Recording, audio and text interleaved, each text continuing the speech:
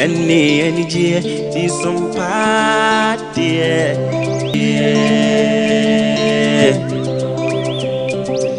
Sompa FM. What did you do, Sompa? FM and TV. Nebema, when did you? Any Agya Appiah. Nebema, when did you? Sabra, way more dagini. Be natural, so no, dear, when ya. Nebema, when did you? Agya Appiah, so come. Agya Appiah, our fidi in it, Sompa. FM and TV. Why?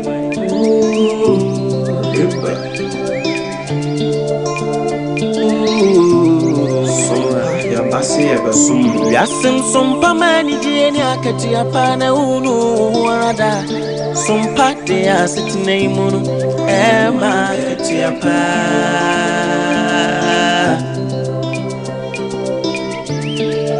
Ye no mai mun sama kudi mun san ina ne kasebo. Biji sam ni eja su seyina. Sompa de abama Sompa FM. Agya Appiah. Sompa TV. Emenitie. Sompa TV. Emenitie. Oh. Wisdom ni mitie Sompa FM, he Sompa TV.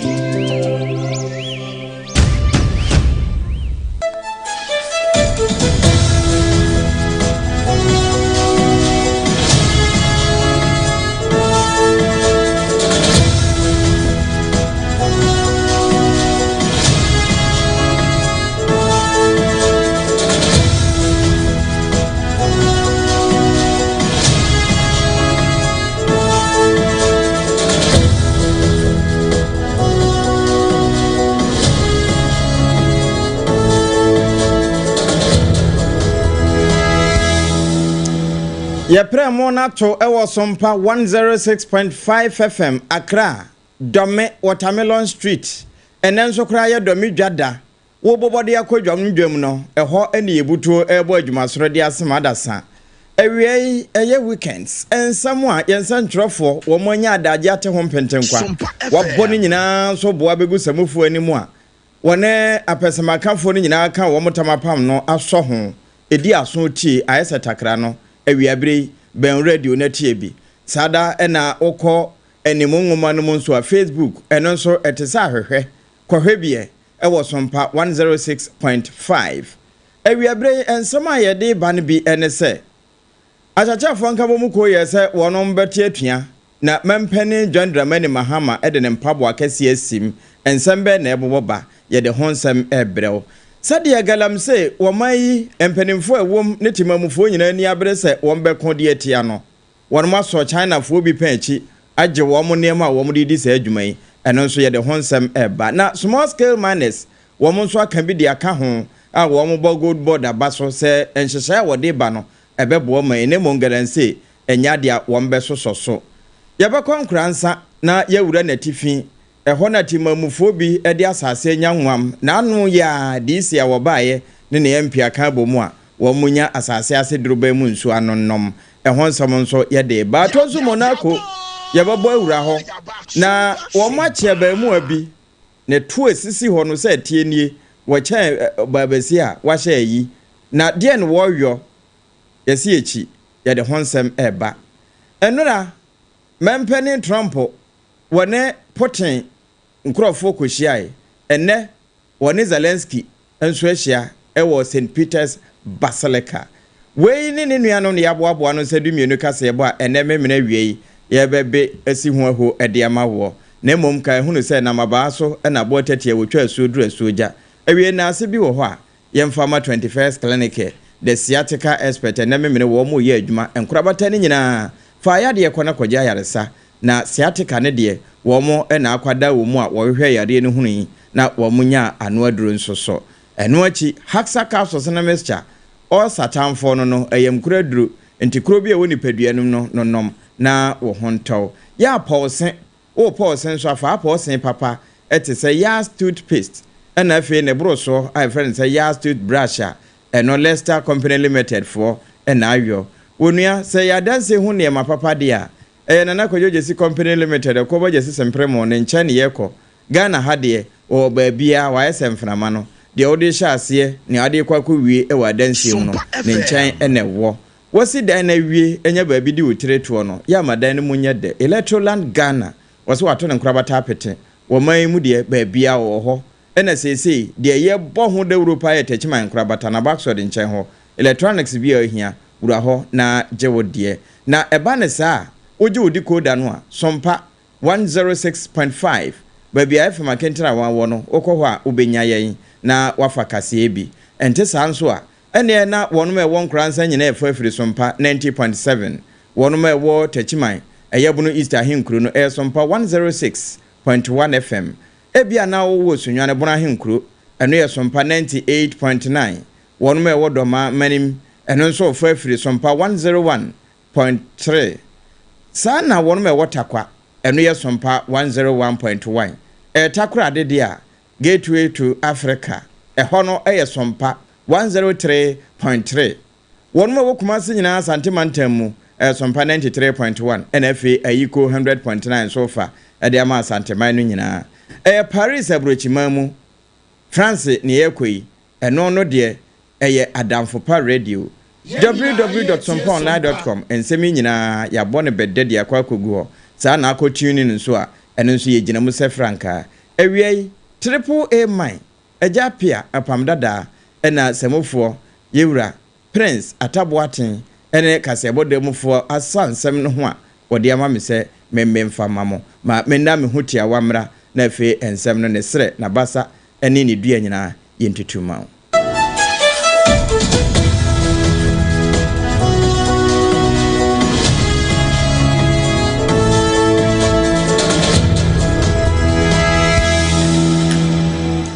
Afe yanye brena ensem no yemie bie nani so emfama yatiefu a wo mutie fidi kese na mekoso a se wo se Sompa 106.5 FM Accra enu ye Facebook ka honafo adwenkyereko emfa nsem a ehwegu ho na eni se yebesore no yebekenkan dia mawo mede wura achachefo wonom nka bomuko aboboa no Ghana National Association of Teachers wo mo na ebo mrane efre wo mo se nate bra yetwa netia no na enche bia na wo mo de betu dwase empenimfo no bi wo ho a yede nhoma no bia kan wo mo de ho broni beka promotion nanso besi saa bire no wono mo nya nhu hwe ebinom kura katua yede aka ho no wono mo nhui na ano no wo mo te ne nkrata mu se empenimfo se wo mo atua eka hodo a yede wo mo nyina firi January bosome mu aba besi March no ne ho ade afi 10% a yede eka ho no nso wono mo atua na emuno na wo mo se da bi womo ampusu nonuma wonte ne pampan yie enti wo mbepusu wo ho no mo se wo mbeti atua na wato ntesu kokko de akyera ban no na ekwawie no mampanin John Dramani Mahama de ne mpabo akese no ema yewura Haruna Idrisu a wona yeso afo hwe enwumasua so ema wone wono mokodi kasasie na kasasie no mu no na abetodwa se akura se waka nanso onyanwe wo mo de atuate no aba na wieye na nkomo ekọọso no enwuma eda ni wura no nete yewura Haruna Idrisu so afo a wo hwe enwumasua so wo man Ghana mu obebi e de kire Sompa 106.5 in Central for Permission of Mr. President as his addressing. A number of you here are teachers. One of your major concerns the president just referred to me is that in his campaign rounds, many of you who are deputy director generals of education suffer to hold the ladder above you to become directors because of the unavailability of office space.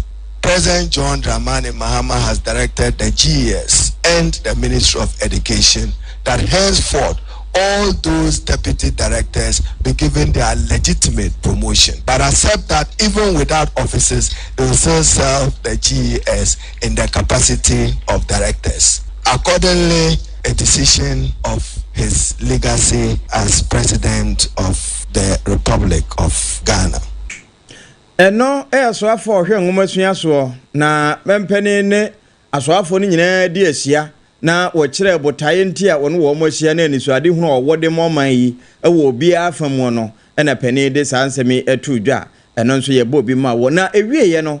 na Ghana National Association of Teachers wonu mo chorofo nso aba abonten na wa be kire se no kwasem ni enkomo no a empanimfo no wo modie no masom eno nti etuateɛ no padanka bedenka wɔn magye akyire na ansa na kora na wɔn ne Public Service Commission wɔn mahyia saa na Ghana Education Service nso na wɔn ne wɔn nyinaa hyia wakɔ adwenkuro mu aka sɛ etuateɛ no wɔn magye ade ato hɔ. That's a very good thing and a good news for the teachers. And we want to use this opportunity to express our gratitude to His Excellency the President of the Republic of Ghana and also the Honorable Minister for Education, Honorable Haruna Idrisu. And we believe that this will go a long way to motivate the teachers to actually work towards the development of Mother Ghana. If you are in the Ghana Education Service, technically speaking, you are supposed to end at the Director 1. But the system has made it in such a way that you can only get to Deputy Director, but you cannot go to Director 2. And the reason why you cannot go to the Director 2 is that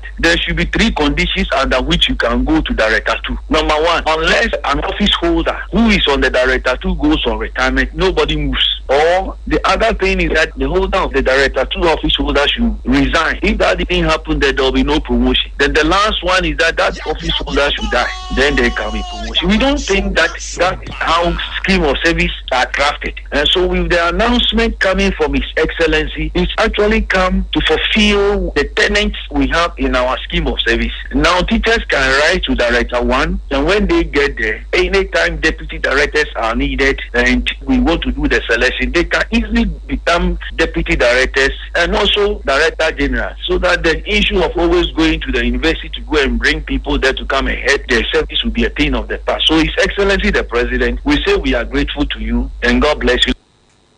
God bless you too. We might just want my man Penny. And no, any awoti ye yura Thomas Musa, one day church for Edema na tejmakun was say. Akwanso semo denti na otinta so tu nsuo mu na abwanka wa babefa wo mudam Penny ene na so afo ase. Ene sede wo maye city atie wonom. Na medu wura wo mai ye kwaye ahodo a ye yesu wo se ye betimi adoma bo ho ban na japade a ye wo ewo mu nso ebetena se ache na adoma abo amatimamufo ewo mu nso atimi anya nkwatenten eno na ebimu nso fa kwatikwan se wo mbetwa ye kra so tienti wonu mutu agudi ahodo ewom esese kwaye ne nsase no na broni kura aka de ato se the day the last tree will die, the last man will also die, especially from Africa. Na wo mo kan we na chese ye no wo mo de due atwato ewu a nipa atwato nso bewu enkankan ya bibifo na wonu mo ewura kwa ebrentuo mu etu agudie so fa dodo na anya bibifo wo mo ya abrofo na wo mo di animu na wo de bibifo no ekoba de na danse tiuba bi na wo mo aso excavators bi acheche na wo mo nya China fo no bi nso a uhu wo mo ni abeka se ampa yensi no wo mo ache wo mo ewa santimantamu na wo mo kenkan excavator 1 excavator 2 makoma dumiensa na security task force fo a won mo asantimantamu ekokobu pie so a wo mo so mu ewo adanse te oba bi na emu na wo mo chese wo mu nya Captain John Kwame Jaberi ono ene tua no na wo chese nipa wo mu nyinya wo mo no China fo wo mu na wo mo kandi ne de kura wo so ne panchi ebinom nya kwandwane de na nso tibire kese no wo no maso no na enkomo we nyina no wonya adaje pa ne sompansa ntwurofo di ene wo chese galamse ne de emfa ho ene sade wonom eniasi abre pa se wombeyo wom nso ani abre se wombetu ase enti wom ewomu a efre wom minus no wonom hweyi. So today's operation has been a massive success. Caution to the miners, and say most of the time no say bibi eba no enye ya na yeti mba ho ye krofu na na be den e ma complaints no to wonom na kroma na efre so mu tu galamse wa se mu say koku ko bibi e ko ne ya apart from nsu a omo say ne koku a omo twegu form a omo say no honom no me ka kire e ya se fem wan kasa mo ko hu koku omo twegu form a omo say ne nti se be no amanfo na na information be den e be yes operations no nti se e da omo se so ma gia tum so I was here stopping this galamse menace and I so makasa every time be I say yenka say microphone mining, but we want responsible mining away from water bodies, away from farms, properly licensed and doing the mining. Tisane yeko mako site asabi mako no mo your reclamation e wo ho no ma mo your responsible miners yanchi obia. But if you are doing irresponsible o say so say farm o say enyoma ende e de mra ne be dey e be do. Captain Jabari na ate se no wo kasa e kire wo no mo a etu agudie no na afi wo wie wo se wo mo emfa mra kwan so wo fa kwati kwara e fre wo mo galamsey so no sabi galamsey no ekuma oman no enkanka makuru na wo mo wie esan de gu nsu num no dan kwa ma bia woni beba ahosoro wakwo akora bi na ani kura woni bi ebia ye tohwire no mo ne ho ade enti eno nso wo kire nsunsuanso wo galamsey num ntia e wo se ye kon etu ase be hwe ni na etimachi machines ni na dan efiri hono ma sebi Chinese na na wo site no so yetima so ayedan achinaka ho bi enti se be meka se operations aye no this one make maka se yetimanya 100% operations aye conduct atante mantemo se so far I think etimachi be 13 excavators so far IDB ekokumase da aka na ebe twen free ase dey so dey ade akokumase etimachi 13 excavator ne die who say kind say operations it have vary mu na first about daytime they say I check it 9 time and chebe cha sako enyumre te na call say enyumre say call yetimichi almost all the people on one site on ma ya prend your mind your kokumase a prosecute your kumase on. Captain Jabari ene na ate ye no wo chese adwuma ne de wo mayo na so wei wo mo hu ne se eno na nkunim abamu pa se wo mo nya de wotua no penimpa na wo na hihye kire hunta de akire no aso ne panchi ewie ye no na ba abedu ene de akire ene wo san de to akuafo a wo mo eda no wo no nsase ede ama galamsey yesi se wo mo mfa ntu agudie ensunsuanso ewom ene wo chese ene se wo mo jeje ye no kura na akuafo no bi nso ani age esanse na nkanye wo mo botae ne se wo mo de galamsey beba abra afibia wo mbedi di wo nkoko ho galamsey for no ade ya omo ye ya hanende enso ani nkaka one special yensu ye mantam he ni su bia wo hati se su kesi ye feniji kesi ampo ko su ayo juma ke so fa galam ese su ko ni ma amra da ke menen tisa ko fu mo ni se su no na wo ko fu no an to su akwa ntini ne ko fu no su ni sa ke so be fi ko su no galamsey for na sa galamsey for ade omo ye ya hade enya de ye tisa mu tu su sa mo nyina mo ho mu tu su sa ba mutu mudinti numa ekadamasi emusaida mbudinti ekadamasi na kode sisi ya refresh na kahana ye kuku ekabibe kuku wana refresh hana kuku ba sisi ya mantama hade mama ba mo kuku bi ni hebi na galamsey ni minimi so sele bi kuku woni skano wo minimi bi o me galamsey bi ya kuku wono me galamsey de ewi hana kuku wo hapa ba sisi wo kuku wo hebi mo kuku ni asasi be buhu so ya galamsey wo shi ya mo he kuku sisi yo maino ade ya tichiro maino kuku ni kan sisi kuku yin ho fo wo maino mo ya ha kuku ni asma kan kwa galamsey fo no se kuku na wasan komokro na ho no na bra kosuaje wa akode tena se hot bite so eno da wone penia wono na twro edema Small Scale Miners Association se General Secretary Yewura Gadwin ama edi nkomo na nkomobonum no no so ba be kire se aban bia ni ho a wo be shada malansese tumikrata se fawura kwa ebrentu a yeyi ato ho se enomma omayin mframa papa na ma asase no nso kura entumenye nam na enyina se kokotu agudie na tukwaye no tugu enti won ma ehye mu nyina no illegal na no nso wo kan sei send ka de bia no ohwa ayedwuma ye small scale agreement branded rubu ano nipa bibra befra omoye illegal mining dodo na feel say eno na small scale mining nanso entisa na utemu ye wala scale companies omugeta prospecting lease ebi kra no etwetwa mu nsa ase ama nkrofo nketenkete wo mreko mrama ho kwan betumi aka say 60 to 70% of illegal mining activities ni nyina no ekos was a nsa ase no so na so de bia no ye ka illegal mining na ni ye de abefra ye see illegal small scale mining mi wa dodo na happy wo large scale concessions ni etoso mienu forest ye forest ye reserve no ye small scale ni bia to make krata sonko ye dwuma wo omo ko ye dwuma wo mu ya matu make krata large scale companies in Kwa, if you say Mremuno is small scale for unique capacity, Yadibe Juma Forest Reserve. And this forest reserve in a large scale for instance. Now saying Usha company, Abanzi were Jenny Crater fin in Semaya Kuntamania, and just small scale mining. Now to do one say the BC Boha, near CS small scale mining, and to wait and be percentage. It says, illegal mining, illegal mining, and illegal small scale mining, na Ghana Funina, and Tiasisa. I didn't know Kochi in Crofanazi, Kaza Kuntamani, Juma forest, Muyanka illegal large scale mining. Now, Zutua is illegal small scale mining. And just Chichimu, you in Crofua, or more senior man near to me are driving accordingly.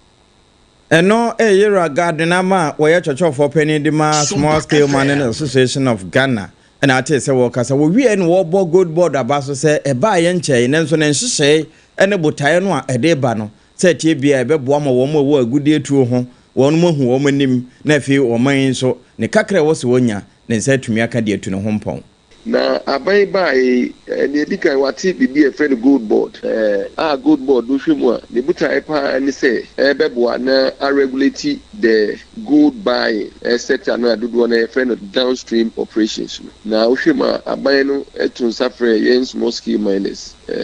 bullion exporters, and chamber of mines, any other stakeholders, be a regulators, the Ministry of Finance, from the President Office, Amayat in Team Krata, Amayade, Shani, a good ebe. Nina Kawa, a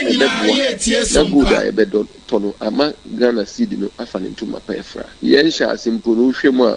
say good ayetono, Yesu Bank of Ghana rates, first, Nanka. Black market rates near use and also my pressure no better seed super but see Yasha see enche Yebehun says any year a beboama seed no again a lot of amodea a beboama or mine and Tianusu idea a binding atuga. That's a good buying, so you're afraid to be traceability. I have a good nefiba. Why they are mining? Quite men and nipan they mining for. And our communities are mining 18 minutes. In fact, so they bend pano munya. Nina no traceability near their good board. Any small scale miners, ya can boom any other stakeholders. Near say good idea battle. And he found a beefy. That's a Sean Suboni a woman. Emma Amanoni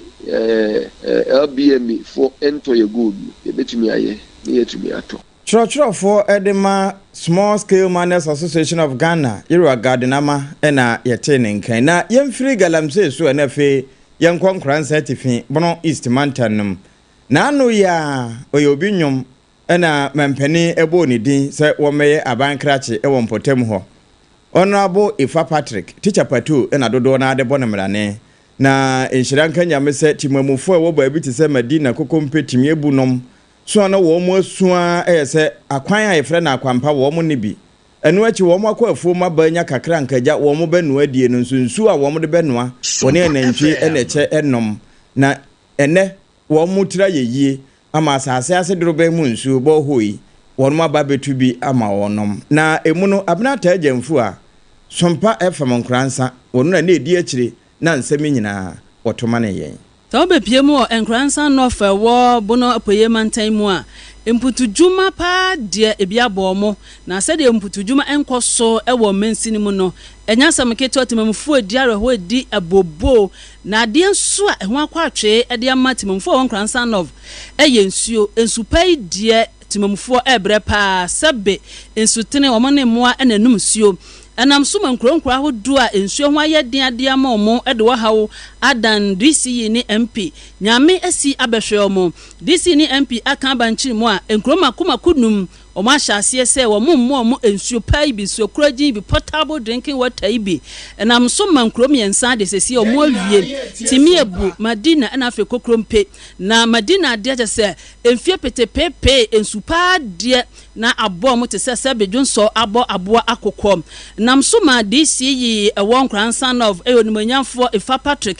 yene na atwetwe nkomo ema DC yi Agya tum se no kre na sesi ade omugusu a nkronum yi omo ye yensuo na mumiensa de omo awie yentie DC yi enchirema wode ma ajan yo mkro bebre wo ha ensuo enni so enchine wo se me ne MP de ebu MP honorable Joseph Mensa ekambom na yedi nsuo no bi ekokwa wokosa emiamia ho nsuo no a yɛka no mako yɛnsa na yɛwi ɔmo deɛ saa bere a yɛkasa yi yɛkan baako yɛgu so a yɛyɛ nɛnɛ nkuro no yɛ mako enum efiri ɛyɛ konkrompa a yɛbɛkɔ sa yɛbɛkɔ gura aka no nso ɛde aka ho nti nea yɛayɛ ho adwuma awie saa bere a yɛkan deɛ ɛyɛ timia bu Madina yɛkura a ɛkwasɛm sense a ɔbɔ adeɛ nsuo ɛma hɔ ɛdra etimi abɔ mmɔden akoto ɔmo deɛ no awie a ɛnɛ nso yɛwɔ konkrompa a yɛyɛ ɔmo nso deɛ no ɛde ama ɔmo nti wo bisa yɛ a ndc ba mponduguma ɛna yɛyɛ ɛno bi ɛna saa bere yɛahyɛ ase a the resetting agenda no yɛahyɛ ase a yɛyɛ ho adwuma yɛboa sɛ nsupa ɛniti so nkranson of nkurase a so ho ayɛ den ɛde ama ɔmo na disi kasa wie pɛ ɛna etwi pinche MP so na bo Joseph Mensa na ne MP so twetwe nkɔmɔ ɛma MP so agya atom sɛ sesia no na de so adi hu no ayɛ rie de pa so ne NDC aban fofora ba bɛka bom na nkransan novel ɔmama mpuntuo asɔde ɛwɔ sɛ maburu tumi nya adwuma yɔ na fe atenatena bi a ebi ni hɔ no de abɔ mensini no wɔno bɛgyina ne na so ama mensini so ɛnsa atumi aka yɛtɔ ba wie abosome ɛnan mu na yɛwɔ na ebra ye bon twaro yes e ma fon twaba e fama NDC na NDC emra abamu na ya tubi ma men so na me so men sa me emra shebedwani e ba kosumi nan ya ha se yetu anamon bebre se be ya akransa nof e be fa ne tampa efura ebi ne ensuo a ya sha se yetu e dia ama yema fose be ya ombenya isufa anom eno achi no e de niam bebre egu akwan mu o ban akransa nof ya ha kese ya tan eno so guso amitu na mo ebe ya yakwa no bitimi ayede ama na akone badi ayemre ama timamufo eno achi obankransa nofo a yeni district hospital last 4 years eto abama me no me for so ya ama agenda 111 no eden kransa nof eka ho omo sha ase bebi omoduru no enkwa achiri etia no so nuguso amitu na mo se be ya district hospital a yesi no gusuya no bitimi aye ede ama kransa no eno achi no obankransa nofo yeni insurance office eno so nuguso amitu na mo se be ya ibenya health insurance office on krasa no na obi epeso all register health insurance ya enya ade a obekọ dema na tekima ya na enkransa biu ebasa nso so a office na ibedi no ibenya ipa afi enkransa no ama mo aye egma ho eti ade a iguso yetu na mo bebre uba mabunu egma sam so a iguso yetu ho na mo se mabunu no ebetimi enya egma aye ebiti se fire immigration police soja na asefo na sa no dwuma so yade a NDC aban no afasi nani so se obeboa ma yenuanom a omu ekuransa no dwuma no yebeboa omo aye masters no yebe support omo ama omo afi no omo so ebesua no akosua yebe ma omo aka de na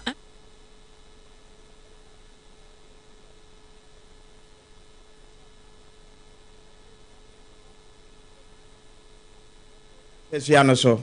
na eno a yewura mu no ahenkuro no wamfie ɛhɔ na yɛde yɛsesen no ana etam no kɔbɔ honorable Osewusu Ken wɔno ɛna abayi no sɛ wɔnya aban krache na wɔse no kwasɛm ni wɔbɛduru hɔ paa na wɔhwɛ internally generated fund IGF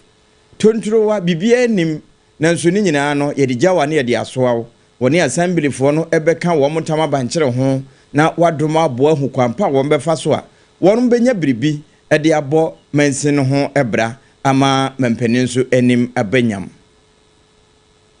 modern no hone gina wo so wo twɛn kɔpem sɛ aban de sika be fit ba bia ba wankasa wo mmoa wo ho na aban kwa no de wani ɔto no so a ne obehu an sɛ tia na sɛ wote hɔ entitam bia yakwa na ɛyɛ sɛ presiding member no a yɛ honorable afi ane yɛ nyina yɛ team up yɛ dwene ho ahu kwampa yɛ bɛfa so a nsakra yɛ bi betimi aba enti ho sɛ pa no ehia empa yɛ nyina wo sɛ adwene eni ba ko fo team sɛ wan fro obi na wan pensusu yɛ bia mfiri ne hɔ a nimdeɛ no wɔ hɔ but pendodo a wo mfiri no ninti no so ɔno so ɔmfa yɛ start ya yɛ nyina yɛ dwen a major concern ba ye dwen ho ahu kwampa ye be fa so a ye be educate ye manfo no ama obi a ti asesem sika bia wutua no wontua ma obi se bi edi but ye de obo mansin no ho bra na ye nhyehyɛ nso se mansin no ho bra ye be bo bia wo di sika frankrankro bia no at the end of the day no manifa no hu nia wo de ye enti wo nsa ni tima ada ho fine se ye ni we nia man kakra ye to kakra be gege no be kika bo ma kakra ye nya no we ni be de ababa be ye e de ama ye nyina se ye nyusu en na nche se obi atua ne to nti ehia yenya education enti na make say brand nkakra no ye be educate your man for no but be ho ase na IGF no yetumi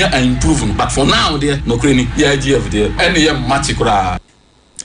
eno honorable Owusu Ken ena wakasa we wa mananso ho no wo che se tie bia adwuma eden nipa na eyo enti wo mbebo ho modern ayo se de be na nkunim ebetimi aba ama Doma East abatro mpesua na henkro eye wamfie you share lesson be from your member of parliament obeye MPCC no kwasem yesi ene ne ode 2 yanim ne se enya NDC mankwa na to abama no ma okọ mrahye badwa enu nti ono obesum ayeba prepare se obesum mansin no nti obi a wo Doma East bia na MP wo MP no ono nso ne dehye no enti oni yimu bia na se MP na atwa sasa we e de ato a me ye DC no na me kwasisa no david ye na e ka bom enti obi an feel free sa yimu na you maybe nyema no bi wa ye assumption keke seeing is believing one ka say asiko MP ho ababu ho abomfiase bia me ye asomasi mi ntimi ko mani me wa ko enso onye that type obi si ko this one for say o say mini babani nti no ko ho anke different obi be no dey ka asem uni proof uni evidence ma share free my member of parliament ho that type of niyimu no enini fam kura nti ohun obi a pe say wo ye Doma East ni enti so no no twa sa we ya me mo na me be sesam david go straight away obi am feel free at the end of the day yanko na I no mo nipa nyakono emma political party no ye fa also a share omanfo nyina bo se sa nyi mu no eye binum adwene eye be asem ne ye de ka na nya de a ewo ho ye nye sa da biara da enti eba se wo man no ntafre wa bi nso aba mansi no behia eno nyi mu bi amam ono omu nyina be ka bom enti sade wonya akasa ne MP nyenyimu wono nso nyenyimu wone kuroma ne nyina nso ebe ka bom sade be ye na kuronu mpuntuo ebetimi asore agina mansin bia wo ho a oho for development nti ansa na me meye abankrati panyini kura no na me sesi akra me kaze misan ya assemblyman watakura di na bitire electoral area Domako maasum wa assembly ho ache sabi DC fo abai maasum bebre be ye na num na masum be ma debate ya ene ba ye adwuma enti be nyina akra asemitie no ama bia ye ready say ono so ni nimdie kakra na esua hu kakra wo bia no o de beta amati because sene amen yim etai babati no ben so ben kame me beta amati ya adwuma nti yeni mansin no eda ho no say Doma East District Assembly no kura e constitute Doma East no yeni obi aha na ha no emma preku solution anu ye no emma preku eye nkakra so for some time no wo say enuruso na china na aduruso enuruso china adetien na aduruso nti ne amesre ye abotre say we are ever ready nyankopa adanroma ye kura MP a na kumam na hodim okura adwen no ankasa ye ever prepared all kuma mansin no Honorable Osei Owusu Ken Doma East wono ena ye abankrachi pani ahenkro no wamfie ena ate se wo kasei afi ma memfa nkotwifo atemokwa amansinum na ehonso ena wono mo bo Honorable Isaac Yosin din ewie assembly members mo honorables no nipa be se aduasanko na ekoto aba ewie na emu aduasanson de wo mato de amano a wadi nkunim na woda ase ena wodi wetu dwa the mass America say ya ba for say ya be boa any assembly be kan bom ya di impuntuo ayejo o man pani abeka ne Cape during his thank you talk for Central Region say to for timu kwa for Praso Road and Cape Coast Road o mo wode ne we ya man then na me mensi catch pani this war council of state war yinnara bijitu anamo akohu minister of roads and highways na wa boa ya bo sha wa hye so bi sha obo na we ndi ekire ahwene anan sanka anan so we kofi ti be di ekire na ya papa John Gavani nifie na ne beso na bo hye o hye ye say efitu Praso ekọ eye Cape Coast no na wotwa aman o hye galamse no ehase afi ye na nam abreso no mo ye no nsuo yosnas DC memfo aso say ye galamse wo nsuo o man peni say o the agric service about various district level o the ho akade e baba wa ye wadwen say wonegi ekudwuma no ye be support with ekokunyanom no na say ye sa anwoma we ya ye nuanom no mo nsuo no so esbeti e Honorable Isaac Yosin wonne sesei we abankrache ewo chifu atomokwa mansinmo na ehwo anso na presiding member tada no a wo muyi wono so endoso no Honorable Daniel Agboza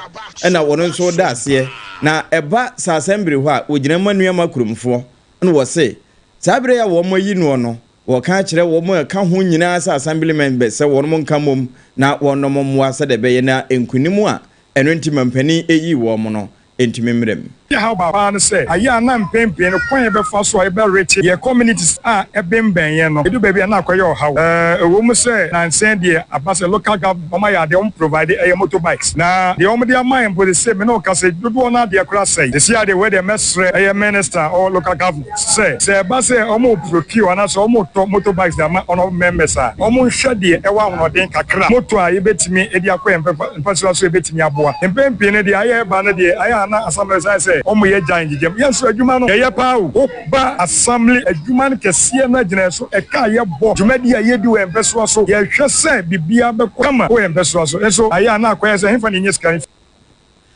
Eno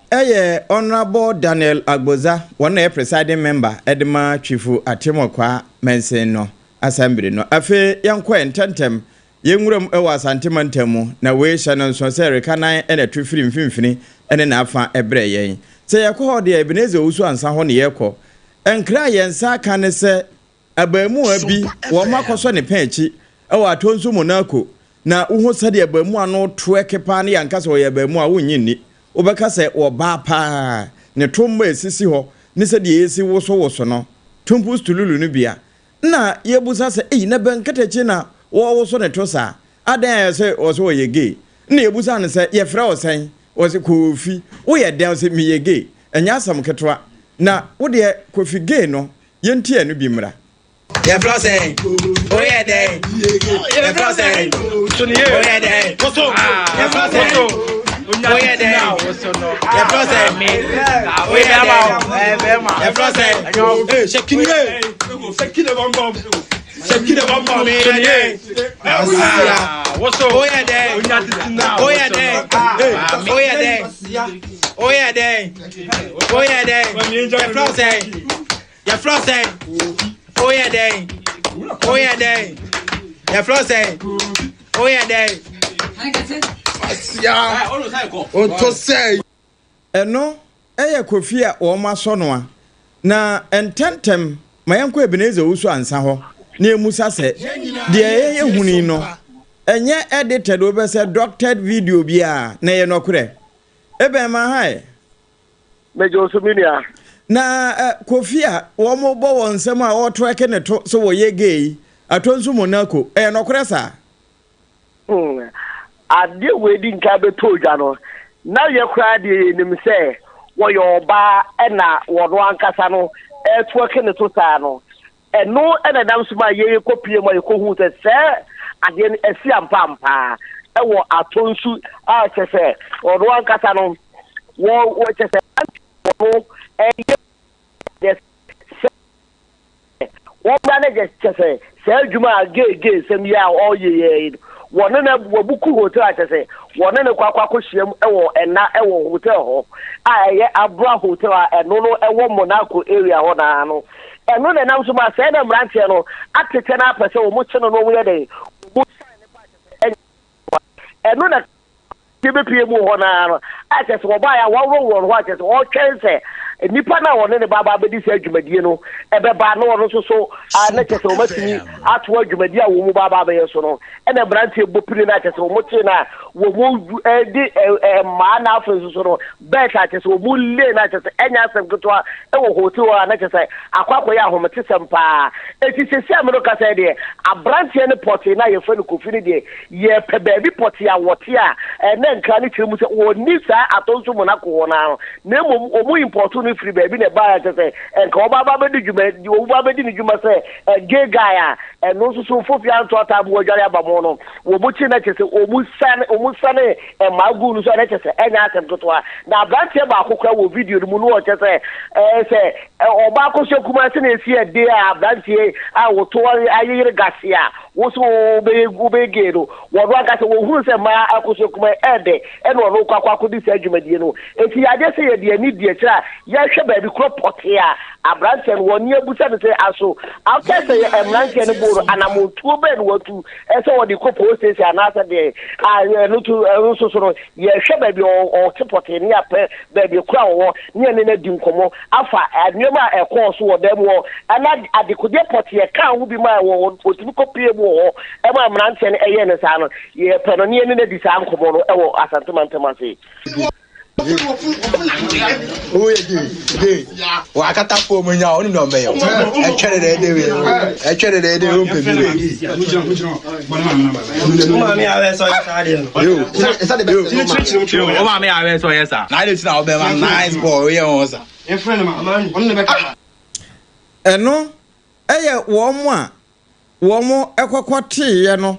ekohunu ye no wo mo nana wo mo ka ne wo mo susu se ede ana wo mo bodin a man shadante kameka bi kire wo no na de bra Facebook ho na abeti ne ye pa e wo Sompa 106.5Fm Accra na ne nyina mu no yenya firi Kofi Miege ya ono eyidede wagya no ho no wo se wonde ye mu ne tungum no ene ma yenkwa amanone eno nso mede wuram ewo St Peter's Basilica sesei enye Roman fonko ena wo mu ye yi wiase nyina na ye yi esanse agya kronkron popu Francis sada fama wono mu ekwa akokora no na domo a wo makopi ho de anya asam ketwa kama ese man bia so nipa firi hokọ ene wote se na yewura Cardinal Appiah Apam na wo kasa ka Italian no wo bobo ba ewie ya ka Jesus Christo na bisi yi wakatwi no mo ne ho ade nanso ne nyina mu no aman panimfo nso akwakohia ho enora mampanin Trump ne nkrofo bi ene Russia mampanin Putin ekokodi ahia na ene mampanin Trump na nkasa wo St Peter's Basilica ho na ene se wo ho no wakohia Zelensky na wohia no wo mudi be se simama maku dunum etena ase ebo nkomo ana wo mkotodwesi animu na emu na ormo kire se wo hwe nkomo na ekoso no a se tie bia agya kronkron popu wei ewie ede nkambo mu bi na aba na efe asundwe na ebefre asanso ede aba enti nkomo a yewura Zelensky ene yewura Donald Trump America mampani akwakodie no ene se wo mu nwie yewura popu na musie ene ekire yiyo no na eya sempapa bi eya asundwe na aba amagana yenso yebeti bi sanse Russia ene Ukraine tokwa no efa babia awiabrei eno so ne yegina na ensema de mane wo se dumienu kase ebo weekend edition Saturday vibe no yedo epem na bia fe ne waso wafidia Ghana National Association of Teachers womno yese wombeti atua atentises kokko de akira ban na mampani atu ne mpabo akase asim ama sesei womo wo ne kaye enso wonom agyae enkransa tifi timamu 40 se Medina timiebu ene afa aka no wo manyansu papa wo mo ba benom na mrase badwani wo ho yewura Joseph Mensa ebon mrane se JM asache wormobo sa afoforo eka ho no wo mo nsa beka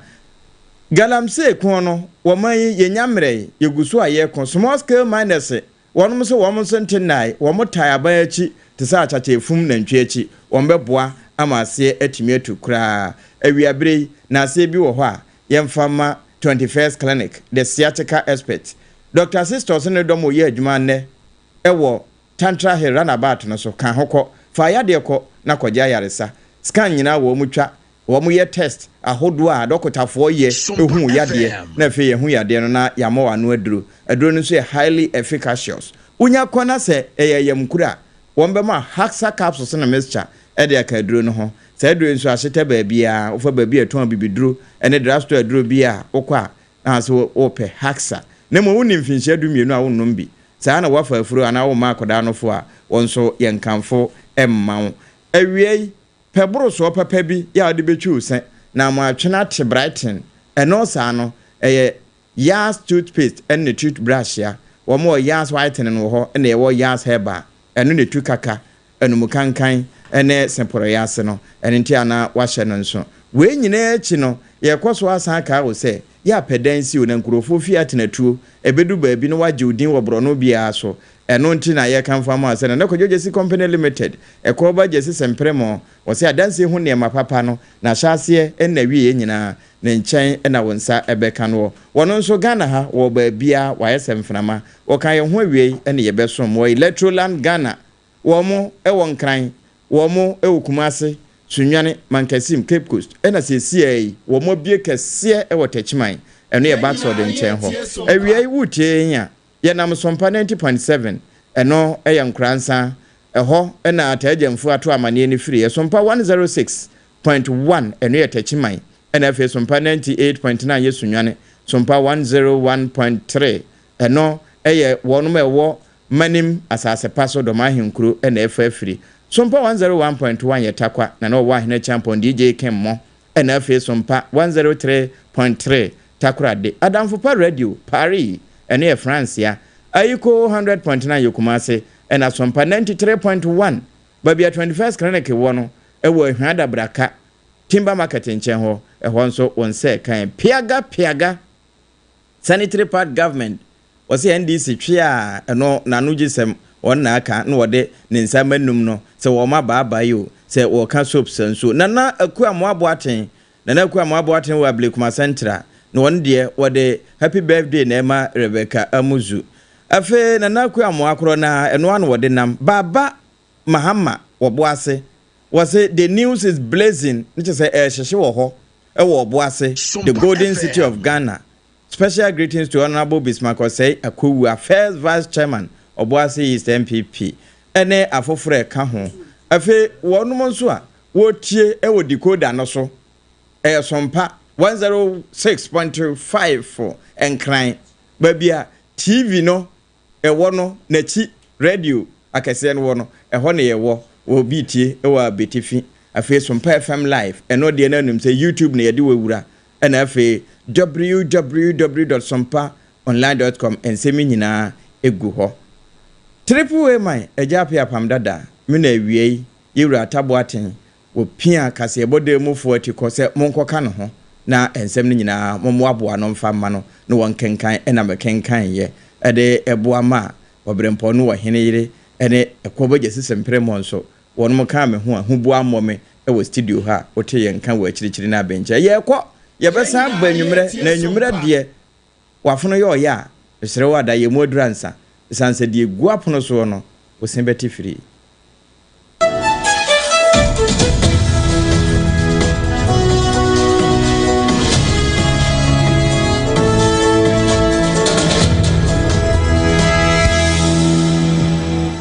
Sompa is trending and trending and trending.